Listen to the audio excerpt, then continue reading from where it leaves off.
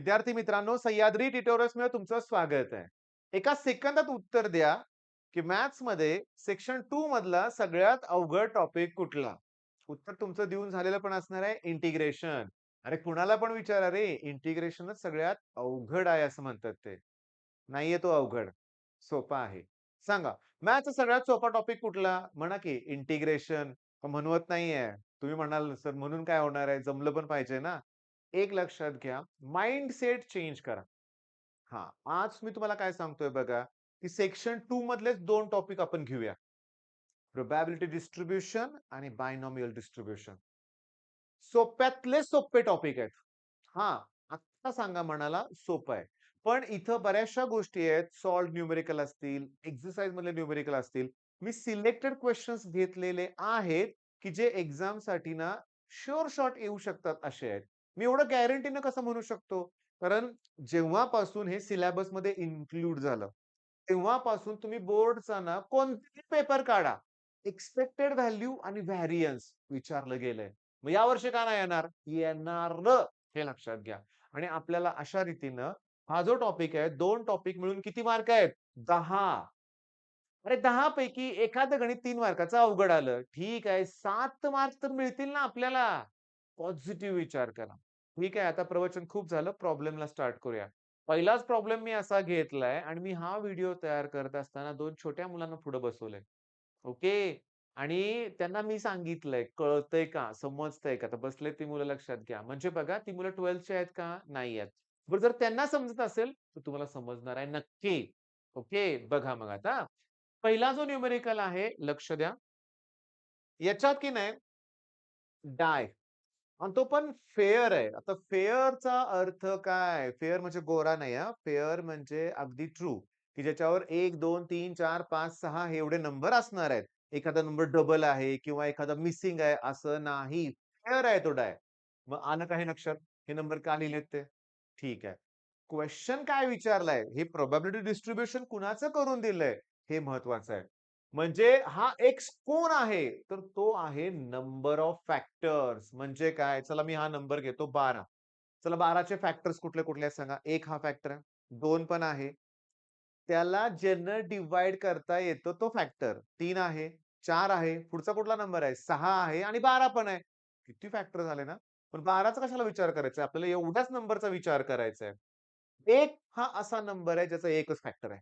मग बघा x equals to 1 आहे ना, हा 1 फॅक्टर इंडिकेट करतो. मग x इक्वॉल्स टू 1 म्हणजे एकच फॅक्टर आहे असा कुठला नंबर आहे? 1. कितीपैकी? 6 पैकी. आलं का 1/6. 1/6. आता 2 फॅक्टर कुणाचे आहेत बघा. ह्या 2 चे ना 2 फॅक्टर इथंच गोंधळ होतो. 2 चे 2 फॅक्टर म्हणजे ॲक्चुअली काय माहितीये का 2 ला 1 ने डिव्हाईड करता येतं आणि 2 ला 2 न. प्रत्येक नंबर हा स्वतःचा फॅक्टर असतोच ना. मग तसं 2 आहेत, 3 आहे आणि 5 आहेत. त्यांचे 2-2 फॅक्टर आहेत. 5 चे फॅक्टर कुठले? 1 आणि 5. 3 चे फॅक्टर कुठले? 1 आणि 3.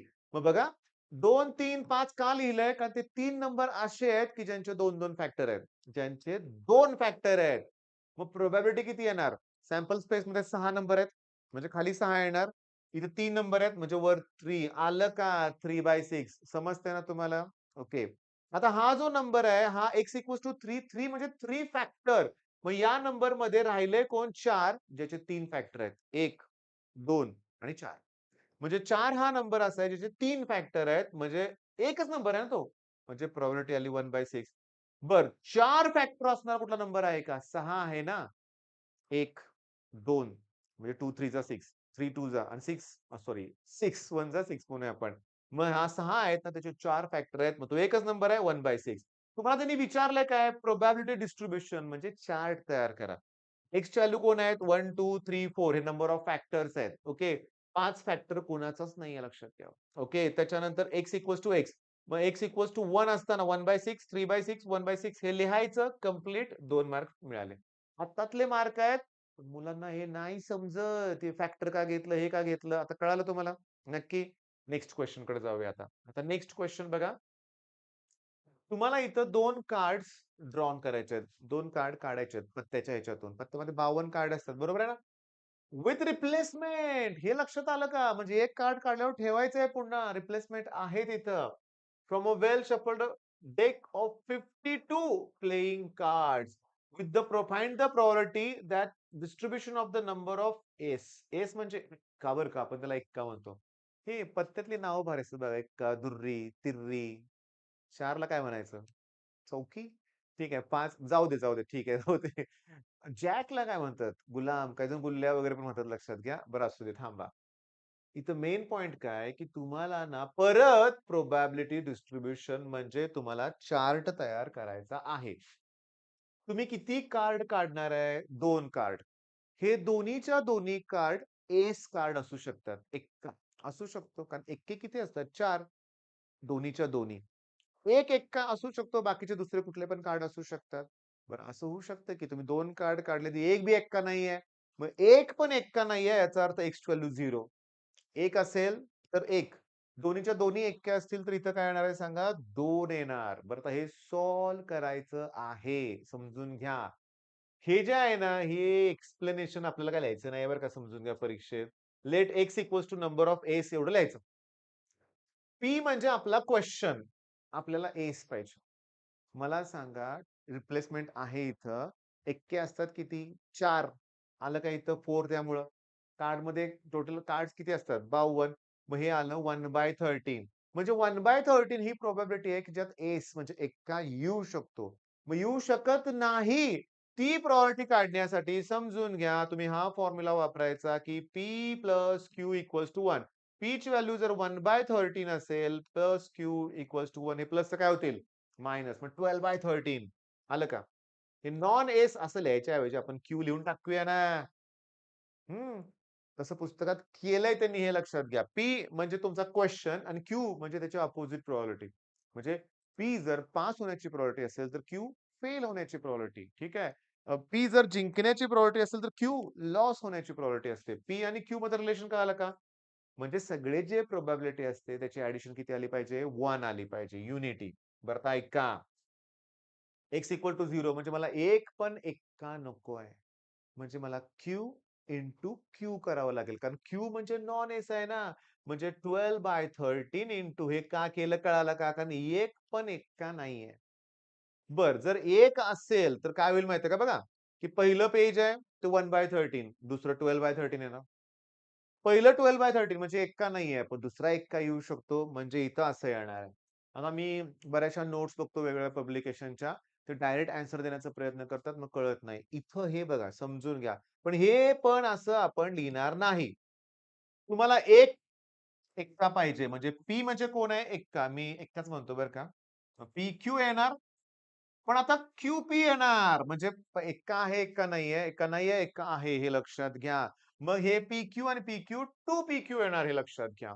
किती येणार? 2 पी-क्यू येतंय बरोबर. बघा ना. 2 पी इंटू क्यू म्हणजे 2 इंटू पीची व्हॅल्यू किती आहे रे? 1/13 आणि याची व्हॅल्यू किती आहे? 12/13 तेच आहे रे. समजून घ्या. हे 2 वेळा ॲडिशन म्हणजे तेच येणार आहे. 24/169 आलं का? बरोबर आहे लक्षात घ्या.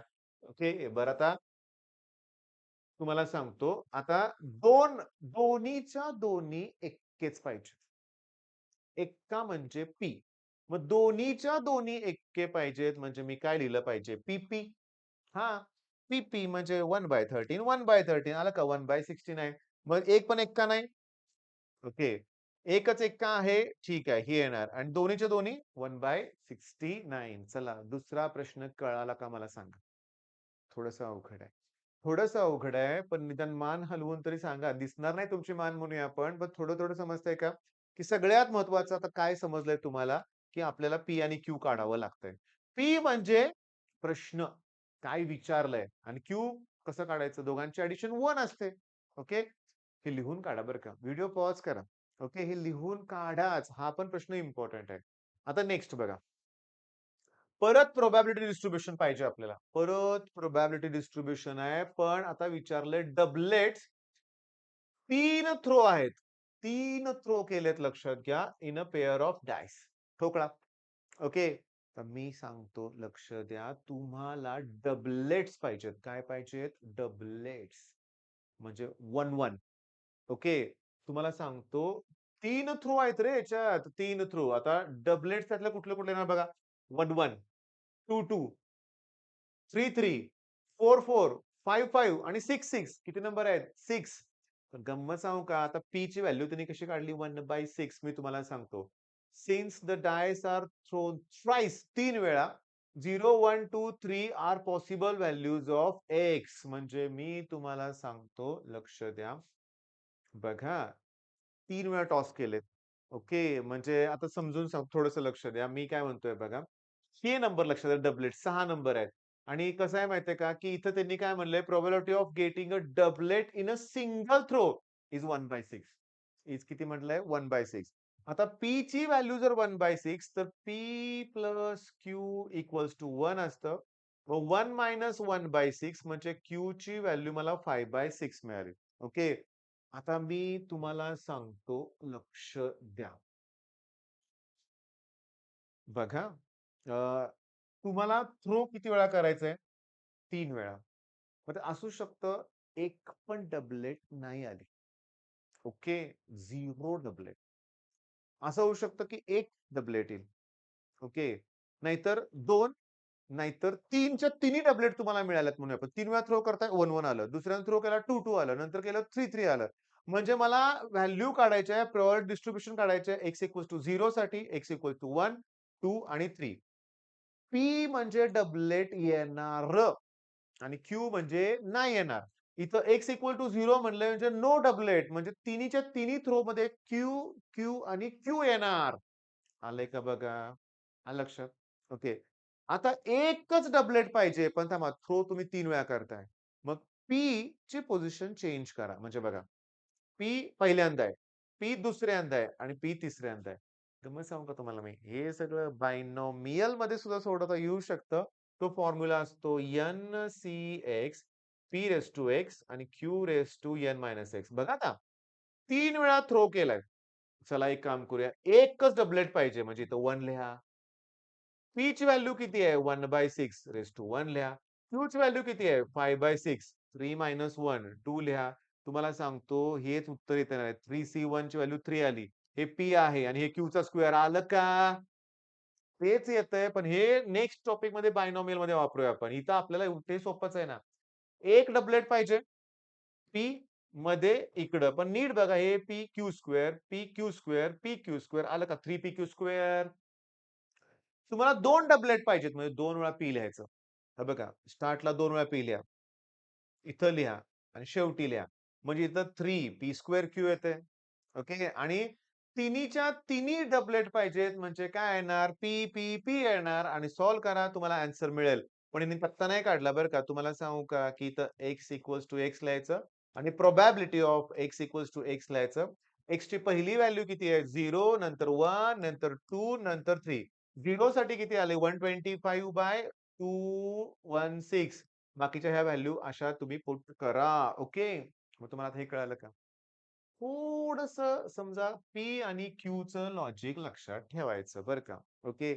लिहिताना आता समजा 3 वेळा असेल, तर तुम्ही असं लिहू शकता. एकदाच पी लिहायचंय ना? P, Q, Q. अजून क्यू, पी, क्यू मध्ये घेतला. अजून क्यू, क्यू, पी शेवटी घेतला. पहिला, मध्ये आणि शेवटी. पण शेवटी पी, क्यू स्क्वेअरच येणार आहे ना 3 ठिकाणी. प्रॉडक्ट आहे शेवटी. मग हे न्यूमेरिकल पण कळालं. ओके. नेक्स्ट बघा आता. किती कॉइन आहेत? 3 कॉइन आहेत. ओके. एक्स म्हणजे कोण आहे? Number of head. मग बघा, नंबर ऑफ हेड 0, 1, 2 आणि 3 येणार. 0 घ्यायला मुलं विसरतात बरं का, लक्षात घ्या. नंबर ऑफ हेड्स जेव्हा तुमच्या 3 वेळा टॉस करून टेल, टेल, टेल मिळाल्यानंतर सांगा हेड किती आहेत? 0 आहेत ना? बरं, आता लक्ष द्या. हे नंबर कसे आलेत मी तुम्हाला सांगतो. 3 आहेत ना, इथं मला पास्कल्स ट्रायंगलचा वापर करायचा आहे. चला, मला ए प्लस बी ब्रॅकेट स्क्वेअरचा फॉर्म्युला सांगा. ए प्लस बी ब्रॅकेट स्क्वेअरचा फॉर्म्युला काय? ए स्क्वेअर प्लस 2AB आणि प्लस बी स्क्वेअर. त्यांचे कोएफिशियंट घ्या. त्यांचे कोएफिशियंट घ्या. म्हणजे मला काय मिळतात बघा, 1, 2, 1 आहे का? आता तुम्हाला 3 कॉइन आहेत ना, म्हणजे तुम्हाला असे नंबर मिळतात बघा. 1 मिळेल. या दोघांची ॲडिशन करा, 3 मिळेल. या दोघांची ॲडिशन करा, 3 मिळेल आणि शेवटी 1. आता ते आकडे दिसतायत का बघा. 1, 3, 3, 1 आहे का? ओके. बर, तुम्ही कॉइन टॉस करताय. सिंगल कॉइन टॉस केला की एन ऑफ एस व्हॅल्यू 2 असते, हेड किंवा टेल. तो जर 2 वेळा केला तर 2 4. 3 वेळा केला 2 8. 4 वेळा केला कॉइन टॉस 4 वेळा तर 2 16 येणार लक्षात घ्या. पण आता इथे किती वेळा 3 वेळा केलंय. मग हे लिहिण्याची पद्धत पण तुम्हाला माहिती आहे बरं का. 4 वेळा एच लिहिणार आपण. H, H, H. 4 वेळा टी लिहिणार. पुन्हा 2-2 वेळा लिहिणार. H, H, T, T. H, H, T, T. आणि पुन्हा लिहिणार एच, टी, एच, टी. बरोबर लिहितोय बरं का मी एच, टी आणि एच, टी. मग ह्या 8 पॉसिबिलिटी अशा सरळ लिहिणार आहे तुम्ही. मग आता मला सांगा, एकदा पण हेड नाहीये. आपल्याला हेड पाहिजे. हे बघा टी, टी, टी. एकदा पण हेड नाहीये. पण ती पॉसिबिलिटी एकदाच येते. मग 1/8. 2 वेळा हेड कुठे आहे बघा. इथं आहे, इथं आहे, इथं आहे. 3 आणि आता 3/8. पण आपण 5 प्लस ट्रायंगल वर केलं ना. आता कॉइन 4 वेळा टॉस केला असता, तर मला आकडे 1 मिळालं असतं, 4 मिळालं असतं, 6 मिळालं असतं, 4 मिळालं असतं, 1. मग 4 वेळा टॉस केल्यानंतर प्रोबॅबिलिटी 1/16 आली असती. 4/16, 6/16, 4/16 आणि 1/16. मग हे डिस्ट्रिब्युशन तयार मिळालं असतं. 1/8, 3/8, 3/8, 1/8 मिळालेलं आहे. पण थांबा, इथं काढायचे आता एक्सपेक्टेड व्हॅल्यू. थांबा. आता हे या टॉपिक मधला फेवरेट क्वेश्चन की जो येणारच आहे परीक्षेत. मग एक्सपेक्टेड व्हॅल्यू कशी काढायची बघा. तुम्ही एक्सआय लिहा आणि पीआय. सिंपल तुम्ही एक्सआय पीआय दोघांचा प्रॉडक्ट करा. यानं याला मल्टिप्लाय करा. 0 येणार. यानं याला मल्टिप्लाय करा 3/8. यानं याला मल्टिप्लाय करा 6/8. यानं याला मल्टिप्लाय करा 3/8. यांची फक्त ऍडिशन करा. झाली एक्सपेक्टेड व्हॅल्यू. 3 प्लस 6 9. 9 प्लस 3 किती? 12. 12/8. मग ही झाली तुमची एक्सपेक्टेड व्हॅल्यू. ही कोणती व्हॅल्यू झाली? Expected value. मग एक्सपेक्टेड व्हॅल्यू म्हणजे ई ऑफ एक्स फिनिश. खूप सोपं आहे बरं का. ते जे डिस्ट्रिब्युशन आपण तयार करतो की नाही एक्स आणि पी त्यांचा फक्त प्रोडक्ट घ्या. ओके. इथं काय करायचंय माहितीये का लक्षात घ्या, की तुम्हाला व्हॅरियन्स फाइंड आउट करायचंय. त्यासाठी तुम्ही काय करायचं XI च्या स्क्वेअर करून PI ला मल्टिप्लाय करा. हे लक्षात ठेवा.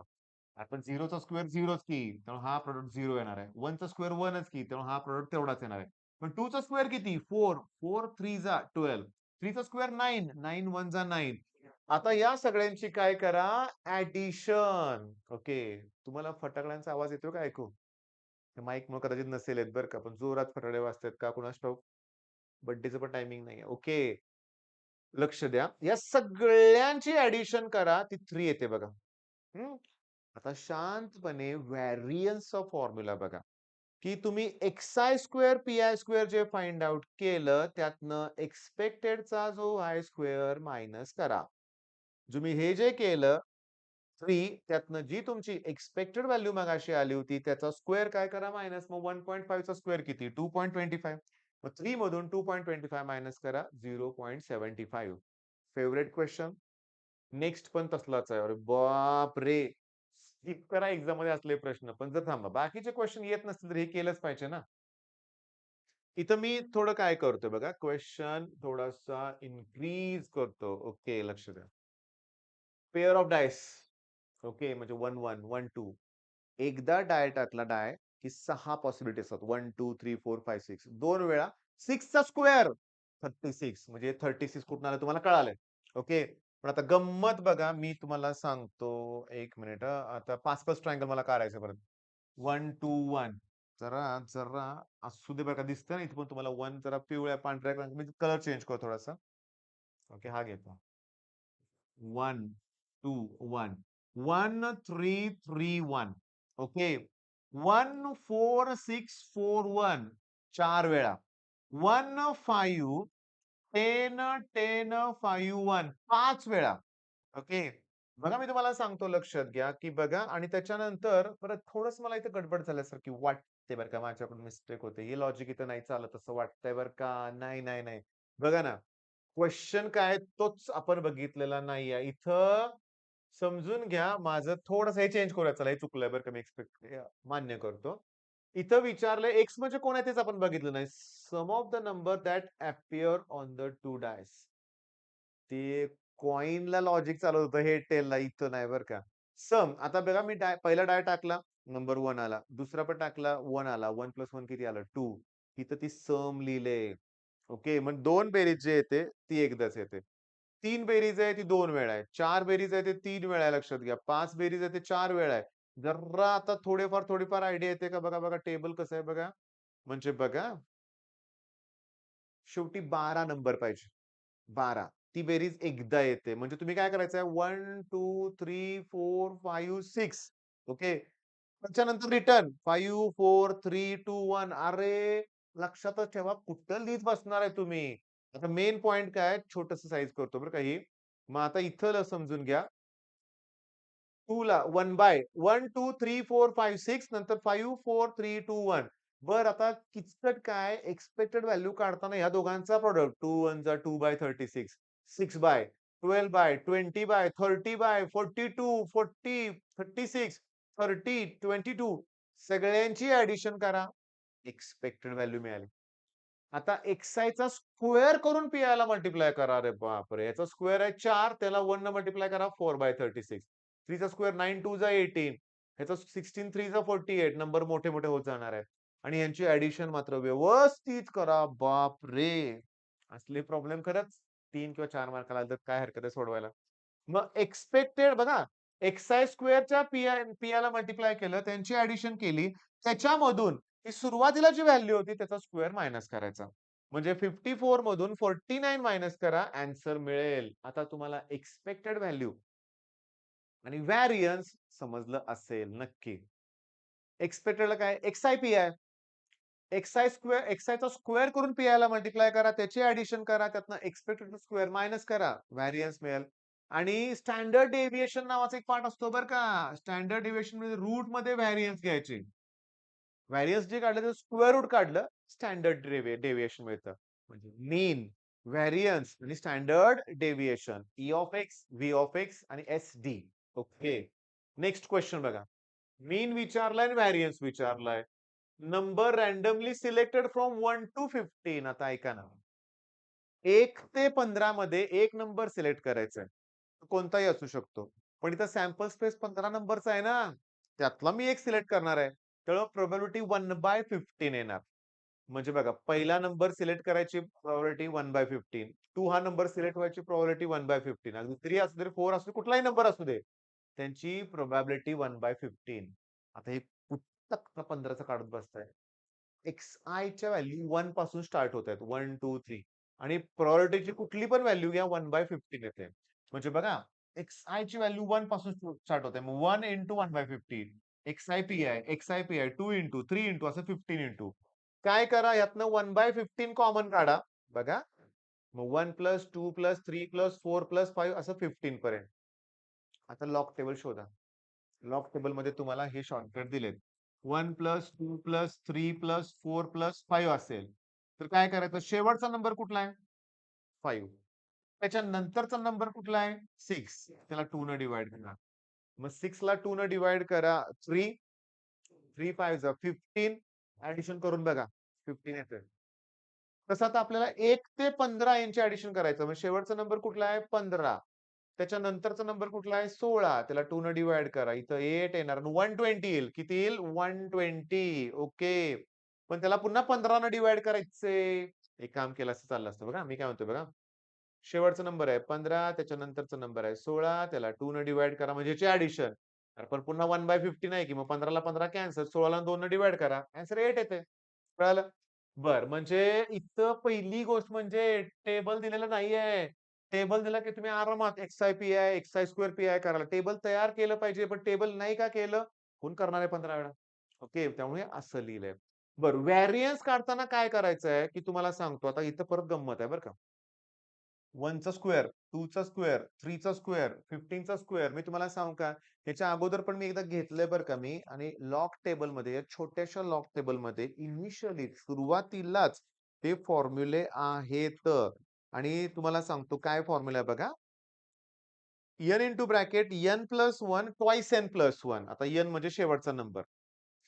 शेवटचा नंबर इंटू n प्लस 1 म्हणजे त्याच्या नंतरचा नंबर दुप्पट करून 1 मिळवायचे. मग शेवटचा नंबर आहे 15 त्याची दुप्पट 30 आणि त्याच्यात 1 मिळवा 31 आणि त्याला 6 न डिव्हाइड करायचं. ही कुठनं आला तर कळालं का? शॉर्टकट आहे लक्षात घ्या. म्हणजे बघा आर असेल म्हणजे 1, 2, 3, 4 त्याचा शॉर्टकट आहे. शेवटचा नंबर इंटू त्याच्या नंतरचा नंबर डिव्हाइड बाय 6. स्क्वेअर असेल त्याचा हा शॉर्टकट आहे. शेवटचा नंबर इंटू त्याच्या नंतरचा नंबर त्याची डबल करून 1 ॲड करा. तो नंबर इथं आणि डिव्हाइड बाय 6. आता या 15 ला हे 15 कॅन्सल होतील, पण हे सॉल्व्ह बाकीचं करावं लागेल. हे लक्षात घ्या. ओके. मग एक्सटेंड आणि व्हेरियन्सची थोडीफार आयडिया तुम्हाला आलेली आहे. ओके. आता इथं बघा त्यांनी नक्की विचारलंय काय? मीन म्हणजे एक्सपेक्टेड व्हॅल्यू. का दिलेला नाहीये. चार्ट नाही दिला. करावा लागेल आपल्याला. व्हेरियन्स. ओके. व्हेरियन्स ठीक आहे. म्हणजे तुम्हाला माहिती आहे एक्सचा स्क्वेअर करून पी ला मल्टिप्लाय करायचं. स्टँडर्ड डेव्हिएशन रूट मध्ये येणार आहे. मग कुठला क्वेश्चन आहे? किती कार्ड ड्रॉन करायचे आहेत? 2 और सक्सेसफुली विदाउट रिप्लेसमेंट आहे बरं का. From a well shuffled pack of 52 cards. बरं. फाइंड द मीन व्हेरियन्स असं काय? हा इथं खाली इकडे इकडे इकडे क्वेश्चन आहे. किंग पाहिजेत आपल्याला. काय पाहिजेत? किंग. आता लक्ष द्या. समजून घ्या. पी म्हणजे त्यांनी काय दिलंय, की नो कार्ड इज किंग. म्हणजे समजून घ्या बरं का लक्षात. तुम्हाला 2 कार्ड काढायचे आहेत. असं होऊ शकतं, की दोन्हीच्या दोन्ही किंग. असं होऊ शकतं, की एकच किंग आणि असं होऊ शकतं, की एक पण किंग नाहीये. आता ह्यांची मेथडच वेगळी आहे लक्षात घ्या. इथं टोटली वेगळी मेथड आहे. तुम्हाला 2 कार्ड काढायचे आहेत ना, तर त्यांनी मगाशी आपण कसं करत होतो पी-पी, पी-क्यू. त्यानं पण सॉल्व्ह होऊ शकतं, पण ह्यांनी सिंपल मेथड वापरली. एन ऑफ एस कसं काढलंय बघा 52 मधनं 2 कार्ड सिलेक्ट केलेत. Okay. No card is a king. म्हणजे आता मला सांगा 52 पैकी 4 किंग असतात ना, ते नको आहेत आपल्याला. मायनस करा. 48 कार्ड उरले. मग त्यातले 2 हे घेतलेत आणि हे कॉम्बिनेशनच्या रूल नुसार हे सॉल्व्ह केलं. हे कसं असतं माहिती तुम्हाला? दाखवतो. 48 C2 च्या वेळेस वरचा नंबर कुठला आहे? 48 फॅक्टोरियल आहे. खालचा नंबर कुठला आहे? 2 फॅक्टोरियल. यांचं सबट्रॅक्शन 46. मग 48 फॅक्टोरियल म्हणजे कमी-कमी करत जायचं. 48 इंटू 47 पण इथं 46 फॅक्टोरियल लिहा. खालचे कॅन्सल होतील ना. हे 2 फॅक्टर 2 म्हणजे आलं का? आलं उत्तर बरोबर लक्षात घ्या. ओके. 48 इंटू 47 अपॉन 2 आहे. आता हे जे आहे ना 50C2 त्यात पण एक 2 असणार आहे ना, त्यांनी 2 ला 2 कॅन्सल केलं लक्षात घ्या. मग 52, 51 आणि हे सॉल्व्ह करून तुम्हाला जे मिळणार आहेत नो कार्ड एक बी नाहीये. पण आता एक किंग पाहिजे. मग आता ऐका कसं केलंय. तुमचं किंग किती आहेत? 4. त्यातला एक घेतलाय. ओके. आता उरलेले कार्ड मधनं एक कार्ड येणार ना. उरलेले 48 कार्ड आहेत आणि दोघांचा प्रॉडक्ट घेतला पाहिजे. बरं हे तर फिक्स आहे. 52, 51. ओके. बरं 4C1 ची व्हॅल्यू 4 असते आणि ह्याची व्हॅल्यू 48 इंटू 27. सॉल्व्ह करा बरं का लक्षात घ्या बाळांनो. सॉल्व्ह करा. ओके. आणि मग तुम्हाला व्हॅल्यू मिळते. आता दोन्हीच्या दोन्ही किंग म्हणजे 4 मधनच 2 घ्यायचं. 48 मध्ये घ्यायची गरज नाहीये. कारण का 48 का नाही घेतलं ते? तुम्हाला 2 कार्ड काढायचे दोन्ही पण किंग पाहिजेत. मग तसं करा ना. बरं मग हे झालं. थांबा. ही जी व्हॅल्यू आहे ना 0, 1, 2 ही xi ची व्हॅल्यू आहे. बघा मी सांगतो थांबा. xi ची व्हॅल्यू. xi ची व्हॅल्यू आहे 0, 1 आणि 2. आता पी ची व्हॅल्यू किती आहे बघा 188 अपॉन 221. 1 असण्याची काय व्हॅल्यू आहे 32 डिवाइड बाय 221. 2 असण्यासाठी आहे 1 बाय 1 221. आता तुम्ही काय करणार XI PI करणार ह्याचा प्रॉडक्ट 0 याचा प्रॉडक्ट 32 अपॉन 221 ह्याचा प्रॉडक्ट 2 अपॉन 221 करा की ऍडिशन 34 येणार. आलं की आन्सर. XI-PI करायचं आहे. आता काय करायचं XI चा स्क्वेअर करून PI ला मल्टिप्लाय करायचं. मग 0 चा स्क्वेअर 0 च येणार आहे. 1 चा स्क्वेअर 1 च येणार आहे. आणि 2 चा स्क्वेअर फक्त 4 येणार आहे. मग 4 आणि 32 36 येणार. Okay, okay. XI चं ह्यानी काय केलं तुम्हाला सांगतो. डायरेक्टच सोडवलंय. आलं की 36. फक्त मायनस काय करायचं, की तुमची मगाशी जी एक्स्पेक्टेड आली होती ना व्हॅल्यू, बापरे! त्याचा करायचा स्क्वेअर. मग हे तुम्हाला करावं लागेल. ओके. आता गंमत सांगू का? या 2 टॉपिकमध्ये असे भयानक कॅल्क्युलेशन्स आहेत. भयानक म्हणजे ना, अख्खं एक पेज प्रिंटेड असतं मोठ्या नोट्स मधलं. स्किप करायचे क्वेश्चन. अरे, एक कॅल्क्युलेशन मी असंही बघितलं बरं का. 0.95 रेज टू 14 कसं करणार? 14 लॉक टेबल वापरावं लागणार आहे लक्षात घ्या. मग ते नको आहे आपल्याला. मग आता एक्स्पेक्टेड व्हेरियन्स एंड झालं. हा जो आहे न्यूमेरिकल ह्याच्यात मला सांगा, किती कार्ड काढायचे होते? 2. ओके. त्यातला काय पाहिजे? किंग. असं होऊ शकतं, की दोन्हीच्या दोन्ही किंग 4C2. एकच किंग 4C1, 48C1. एक बी किंग नको आहे 48C2. हे लक्षात घ्या. आणि डिनॉमिनेटर काय आहे? 52 मधनं 2 काढायचे. एन ऑफ एस काढताना कुठल्याही कंडिशनचा विचार करायचा नाही. आता 3 कार्ड काढायचे आहेत. 52C3 लिहून काढायचं. ओके. आता नेक्स्ट क्वेश्चन बघा. आता जरा थोडंसं ना सोपे-सोपे क्वेश्चन सुरू झालेत बरं का बाळांनो. थोडेसे सोपे आणि सोपे क्वेश्चन. ओके. प्रश्न वाचा काय वरती दिलाय तो.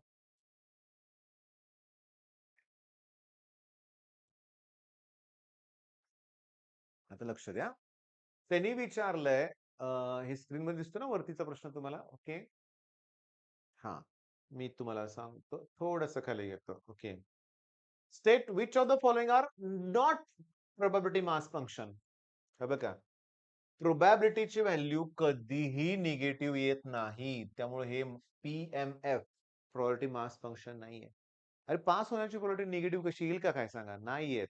0 1 येईल का? 0 येईल. निगेटिव्ह येणार नाही. Okay next.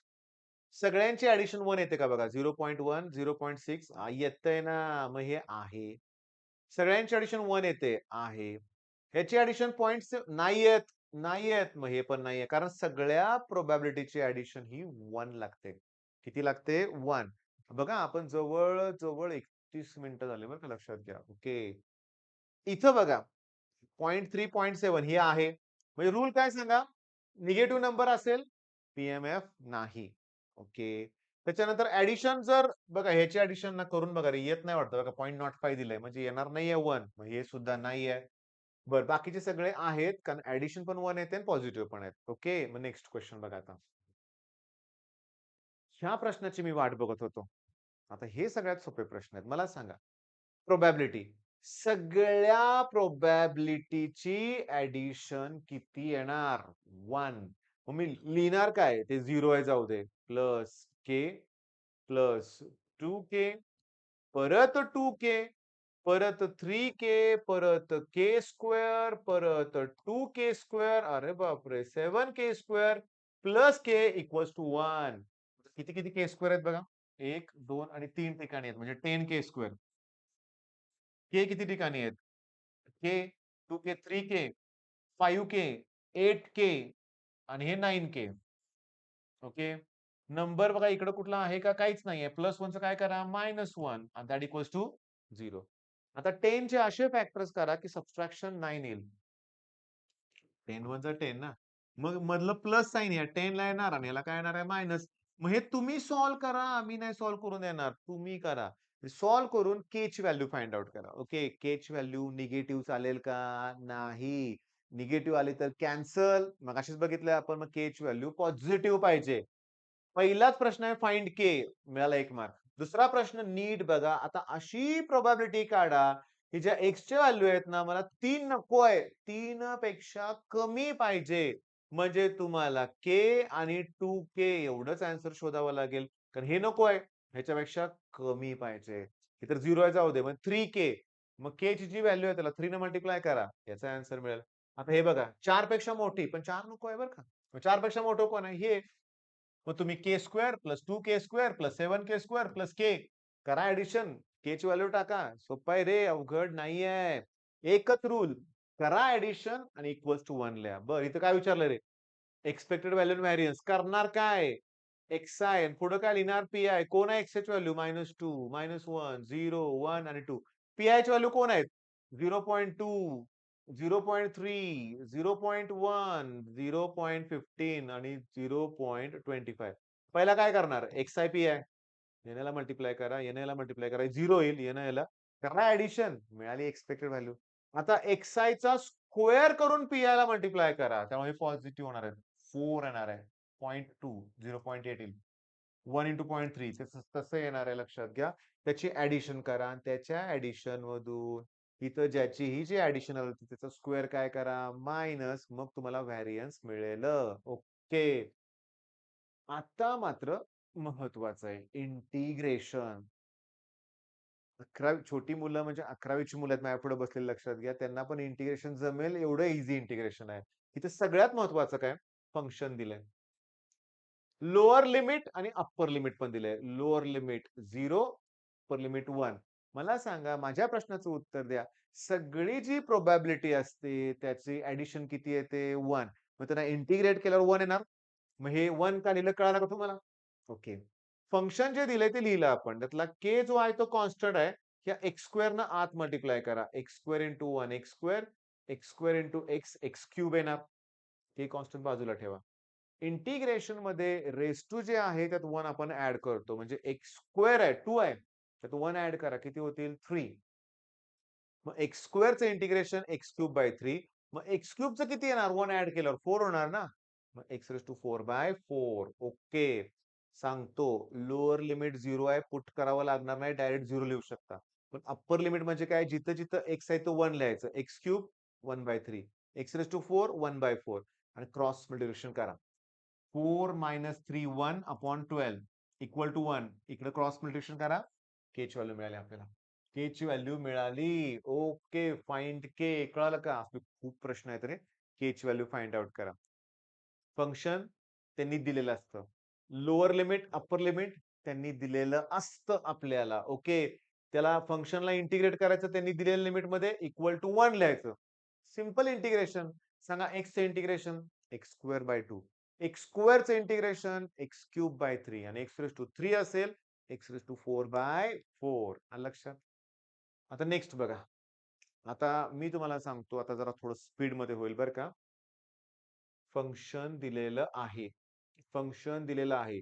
Lower limit, upper limit सुद्धा दिलेलं आहे. -3 +3. ओके. आणि विचारलंय काय? नीट बघा प्रश्न विचारलाय एक्सची व्हॅल्यू 1 पेक्षा कमी पाहिजे. त्यांचं लोअर लिमिट -3 पासून सुरू होतंय. अगदी +3 पर्यंत आहे. पण आपल्याला 1 च्या वर जायचंच नाहीये. त्यामुळे शांतपणे बघा त्यांनी लिमिट किती घेतलेलं आहे. बघा, बघा. मी थोडंसं हे करतोय आता समजून घ्या. बघा. हे आहे की लिमिट, पण त्यांना इथं 1 पेक्षा कमी पाहिजे. त्यामुळे तुम्ही लोअर लिमिट पासून स्टार्ट करा. -3. पण अप्पर लिमिट त्यांनी जो प्रश्न विचारलाय ते घ्या. फंक्शन कोण आहे? X square. आत्ताच बोललो की एक्स स्क्वेअरचं integration x raise to 3 upon 3 आहे का? एक्स रेस टू 3 अपॉन 3 म्हणजे 18 त्रिक 54 होतील बरं का. बरं आता दोन्ही लिमिट पुट करावं लागतात. अप्पर लिमिट पण आणि lower limit. Upper limit 1 put करा 1 चा क्यूब 1 येईल. ओके. अप्पर लिमिट नंतर मायनस आणि मग लोअर लिमिट असतं. लोअर लिमिट कोण आहे? -3. निगेटिव्हचा क्यूब निगेटिव्ह असतो. तो -3 चा क्यूब -27 येणार. पण अप्पर लिमिट नंतर हे मायनस साइन पुन्हा हे बी minus, minus into minus plus होणार. मग ॲडिशन 28 अपॉन 54 14/27 आन्सर येतोय. 14/27. ओके. दुसरा प्रश्न काय विचारलाय? नीट लक्ष द्या. मॉड्युलस. आता सांगू का तुम्हाला मी? हा जेव्हा मॉड्युलस देतात ना, तेव्हा तो प्लस मायनस असतो. लेस दॅन 1 आहे ना, तो जो तिथं व्हॅल्यू समजा 2 दिली असतं. मी प्लस मायनस 2 घेतलं असतं. मग हे आलं का इथं प्लस मायनस 1. ओके. ठीक आहे, समजून घ्या. ओके. बरं जरा पाणी आणा रे. हां.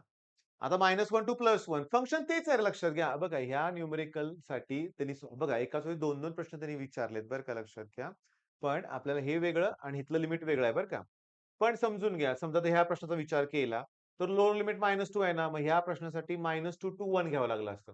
ह्यासाठी तेच चाललं असतं. -1 टू +1 लक्षात घ्या. ओके. म्हणजे बघा आता मग तुम्हाला हे मॉडचं पण कळालंय मॉड्युलस -1 टू +1 घ्यायचं, सॉल्व्ह करायचं. ओके. आता गंमत बघा इथं ॲक्चुअली ना, जर तुम्ही इंटिग्रेशन केलं असेल ना, तुम्ही ओळखलं असतं, की हे इव्हन फंक्शन आहे का ऑड फंक्शन आहे. हे इव्हन फंक्शन आहे. मग याचं उत्तर कसं असतं माहिती आहे का? ट्वाइस आणि 0 to 1 x square by 18 dx तुम्हाला करून दाखवतो बरं का. हे जेव्हा लोअर लिमिट आणि अप्पर लिमिट सेम असून चिन्हात फरक असतो ना, तर एक्सची व्हॅल्यू -x पुट केल्यानंतर तीच व्हॅल्यू परत येते. मग हे इव्हन फंक्शन असतं. तर चिन्ह बदललं तर ऑड फंक्शन इंटिग्रेशन 0 येतं लक्षात घ्या. ओके. मग इथे लिहू का मी 1/9 एक्सचं इंटिग्रेशन कोण? एक्स स्क्वेअरचं एक्स क्यूब बाय 3 0 टू 1 हे 1/27 झाले. अप्पर लिमिट 1 आहे. 1/27 चा आन्सर येणार. आलंय की. आलं का लक्षात तुमच्या? ओके. बरं. आता इथं हे त्यांनी लिमिट दिलंय. पण आपल्याला पाहिजे ते व्हॅल्यू आपण हे सॉल्व्ह करणार आहे. ओके. ठीक आहे. बरं, आता नेक्स्ट क्वेश्चन बघा. फंक्शन दिलेलं आहे. फंक्शन तुम्हाला दिलेलं आहे. पण तुम्हाला त्यांनी क्युम्युलेटिव्ह म्हणजे एफ ऑफ एक्स विचारलं इथं. Capital F of x. मी एक रूल सांगतो. कॅपिटल एफ ऑफ एक्स काढायचं असेल तर अप्पर लिमिट फिक्स मध्ये एक्स घ्यायचं. लोअर लिमिट त्यांनी दिलेलं. त्यांनी दिलेलं लोअर लिमिट कोण आहे बघा? 0. त्यांनी दिलेलं लोअर लिमिट कोण आहे सांगा? 0. अप्पर लिमिट कोण घेतलंय बघा? एक्स का? कॅपिटल एफ ऑफ एक्स काढायचं असेल तर. ओके. मग 0 to x 3 into bracket 1 minus 2 x square dx आलं. 3 इंटू ब्रॅकेट एक्स मायनस हे तुम्हाला माहित आहे 1 चे इंटिग्रेशन एक्स एक्स स्क्वेअरचे इंटिग्रेशन काय? X cube by 3. मग lower limit, upper limit. Lower limit put करावंच लागणार नाही. अप्पर लिमिट कोण आहे? एक्स आहे. म्हणजे जे आहे तेच येणार ना. एक्सच्या ठिकाणी एक्स पुट केल्यावर काय फरक पडणार आहे? म्हणजे हेच येणार आहे पुढं. फक्त इथं काय केलं 3 न आत मल्टिप्लाय 3 इंटू एक्स 3x 3 ला 3 कॅन्सल 2x क्यूब आणि हे तुमचं आन्सर. काय लक्षात आलं? CDF पाहिजे असेल कम्युलेटिव्हच्या वेळेस ना अप्पर लिमिट एक्स घ्यायचं. ओके. मी तुम्हाला सांगू का आता हे जरा काही होमवर्क आहे रे बरं का. बघा. हे फंक्शन त्यांनी दिलंय. हे लोअर लिमिट, अप्पर लिमिट त्यांनी दिलंय. पण ते काय म्हणतायत, की एक्सची व्हॅल्यू 1 किंवा 1 पेक्षा कमी पाहिजे. मग तुम्ही इथं इंटिग्रेशन घेताना 0 टू 1 घेणार. इथे क्लिअरली त्यांनी लोअर लिमिट बी दिलंय ना, अप्पर लिमिट पण दिलंय. लोअर लिमिट 0.5 अप्पर अरे फंक्शन कोण आहे? 0.5 एक्स आहे. 0.5 ठेवा बाजूला. अरे एक्सचं इंटिग्रेशन काय येणार? एक्स म्हणजे एक्स रेस टू 1 आहे ना. त्यात 1 ॲड करा ना, 2 होणार. X square by 2. अरे लक्षात काय आलं? सगळ्यात अवघड टॉपिक इंटिग्रेशन आहे. इथं इंटिग्रेशन लागतंय आपल्याला, पण ते सगळ्यात सोपं आहे रे. आता बघा असं थोडंसं शाब्दिक गणित दिलंय. आता हे दिलेलं इथे बघा. हां. इथे लिमिट काय घेणार? लोअर लिमिट 1.5 घेणार, पण एक्सची व्हॅल्यू 1.5 पेक्षा जास्त आहे. अरे जास्त आहे, पण तुम्ही जास्तीत जास्त किती घेऊ शकताय? 2. त्यांनी गणितात लोअर आणि अप्पर लिमिट दिलेलं असतंय लक्षात घ्या. त्यांनी गणितात लोअर आणि अप्पर लिमिट दिलेलं असतंय. ओके. आता तोपर्यंत हा हा प्रॉब्लेम वाचा तुम्ही.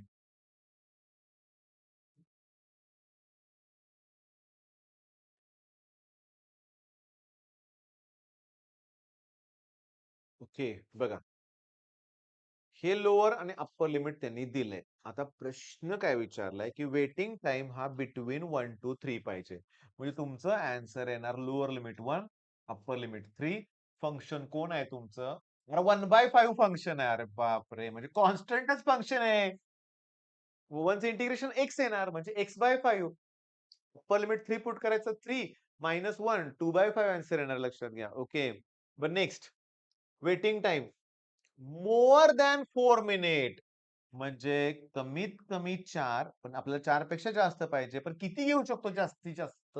5.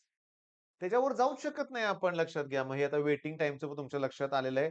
हे क्वेशन्स पण जे आहेत ना बाळांनो, आता हे तुम्ही बाळांनो पहिलं मी काय करतो हे इरेज करतो सगळं. मला ना असं वाटतंय बघा, की हा जो टॉपिक हा जो प्रश्न तुम्हाला समजतोय का बघा? फंक्शन दिलेलं आहे. लोअर लिमिट, अप्पर लिमिट दिलेलं आहे आणि त्यांनी विचारलंय सी आता मला सांगा, सी म्हणजे अप्पर लिमिट किती येणार? एक्स येणार. एक्सच येणार. लोअर लिमिट कुठलं येणार? त्यांनी जे दिलंय ते. मग 0 टू एक्स. लोअर लिमिट 0 असल्यामुळे पुट करावं लागत नाही. अप्पर लिमिट एक्स असल्यामुळं जे आहे तेच येतंय परत हे लक्षात घ्या. फंक्शन कोण आहे? एक्स. 1/8 कॉन्स्टंट आहे. एक्सचं इंटिग्रेशन काय? एक्स स्क्वेअर बाय 2 म्हणजे याच्यात जास्त किचकट नाहीये. बरं, आता मी तुम्हाला सांगतो. चला के ची व्हॅल्यू कशी काढणार सांगा? सगळ्यांची ॲडिशन इक्वल टू 1 करा. के ची व्हॅल्यू मिळेल. सगळ्यांची ॲडिशन इक्वल टू 1 करा. के ची व्हॅल्यू मिळेल. आता मी तुम्हाला जस्ट सांगतोय काय ते लक्षात घ्या. हा पण प्रॉब्लेम तसाच आहे. हो, एक्स्पेक्टेड व्हॅल्यू आहे. आडवा चार्ट दिलाय, उभा करायचा. xi, pi. या xi च्या व्हॅल्यू लिहायच्या, pi च्या व्हॅल्यू लिहायच्या. xi, pi करा. ॲडिशन करा, एक्स्पेक्टेड व्हॅल्यू. xi च्या स्क्वेअरला pi ने मल्टिप्लाय करा. त्याची पण ॲडिशन करा. त्यातून एक्स्पेक्टेड व्हॅल्यू जी मगाशी काढली होती त्याचा स्क्वेअर मायनस करा. व्हॅरियन्स मिळेल. बरं, हे लेक्चर मी इथं थांबवतोय बरं का, की नेक्स्ट लेक्चरमध्ये आपल्याला बायनॉमियल मधलं इम्पोर्टंट घ्यायचं आहे. ती तुम्हाला सांगू का? की एक्स्पेक्टेडची व्हॅल्यू असते NP आणि व्हॅरियन्स असतो NPQ. आणि पी प्लस क्यू तुम्हाला माहितीच असते 1 आणि स्टँडर्ड डेव्हिएशन ऑफ एक्स ची व्हॅल्यू असते रूट मध्ये एन पी क्यू फिनिश. सगळ्या व्हॅल्यू दिलेल्या असतात आणि वर्ड प्रॉब्लेम नाहीये आणि तो पण फेवरेट क्वेश्चन आहे. ठीक आहे. मला जरा थकवा जाणवतोय त्यामुळे हे लेक्चर मी थांबवतोय इथं. थोडी रेस्ट घेणं गरजेचं आहे. कारण जवळ-जवळ नाही म्हटलं तरी आपण एक पाऊण तास घेतोय. नेक्स्ट लेक्चर तुम्हाला मिळेल. त्यात उरलेला पार्ट मी कव्हर करेन. ठीक आहे मग. All the best.